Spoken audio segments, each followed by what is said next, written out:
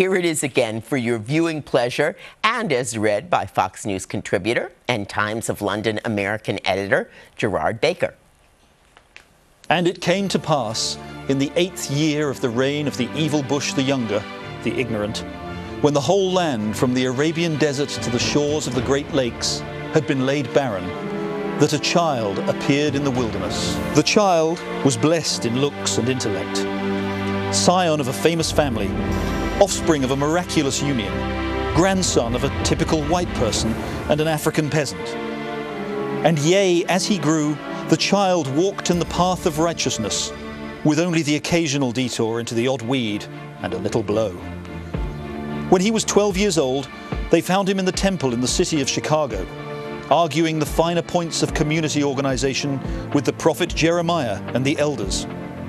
And the elders were astonished at what they heard, and said among themselves, "Verily, who is this child, that he opens our hearts and minds to the audacity of hope?" In the great battles of Caucus and Primary, he smote the conniving Hillary, wife of the deposed King Bill the Priapic, and their barbarian hordes of working-class whites.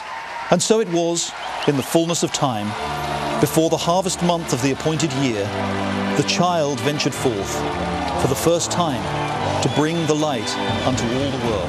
Thank you.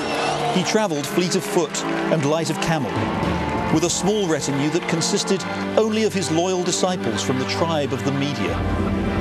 He ventured first to the land of the Hindu Kush, where the Taliban had harboured the viper of Al-Qaeda in their bosom, raining terror on all the world.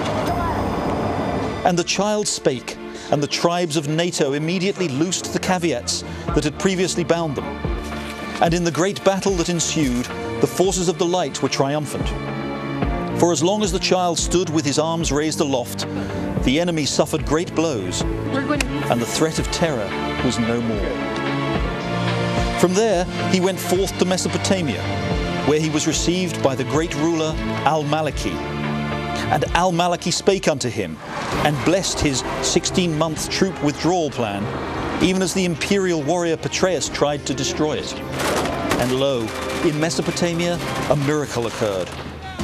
Even though the great surge of armour that the evil Bush had ordered had been a terrible mistake, a waste of vital military resources, and doomed to end in disaster, the child's very presence suddenly brought forth a great victory for the forces of the light. And the Persians, who saw all this and were greatly fearful, longed to speak with the child, and saw that the child was the bringer of peace. At the mention of his name, they quickly laid aside their intrigues and beat their uranium swords into civil nuclear energy plowshares. From there, the child went up to the city of Jerusalem and entered through the gates seated on an ass. The crowds of network anchors who had followed him from afar cheered Hosanna and waved great palm fronds and strewed them at his feet. In Jerusalem and in surrounding Palestine, the child spake to the Hebrews and the Arabs, as the scripture had foretold. And in an instant, the lion lay down with the lamb. The Israelites and the Ishmaelites ended their long enmity and lived forever after in peace. As word spread throughout the land about the child's wondrous works, people from all over flocked to hear him. Hittites and Abbasids, Obamacons and Mechaniacs, Cameroonians and Blairites. And they told of strange and wondrous things that greeted the news of the child's journey. Around the world, global temperatures began to decline, and the ocean levels fell, and the great warming was over. The great prophet Al Gore of Nobel and Oscar, who many had believed was the anointed one himself, smiled and told his followers that the child was the one that generations had been waiting for. And there were other wonderful signs. In the city of the street at the wall, spreads on interbank interest rates dropped like manna from heaven. And rates on credit default swaps fell to the ground as dead birds from the almond tree. And the people who had lived in foreclosure were able to borrow again. Black gold gushed from the ground at prices well below $140 a barrel. In hospitals across the land, they were uninsured. And all this because the child had pronounced it. And this is the testimony of one who speaks the truth and bears witness to the truth so that you might believe. And he knows it is the truth, for he saw it all on CNN and the BBC and in the pages of the New York Times. Then the child ventured forth from Israel and Palestine and stepped onto the shores of the old continent. In the land of Queen Angela of Merkel, vast multitudes gathered to hear his voice, and he preached to them at length. These now are the walls we must tear down. But when he had finished speaking, his disciples told him that the crowd was hungry, for they had had nothing to eat all the hours they'd waited for him.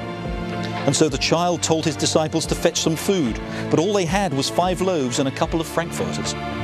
So he took the bread and the frankfurters and blessed them, and told his disciples to feed the multitudes.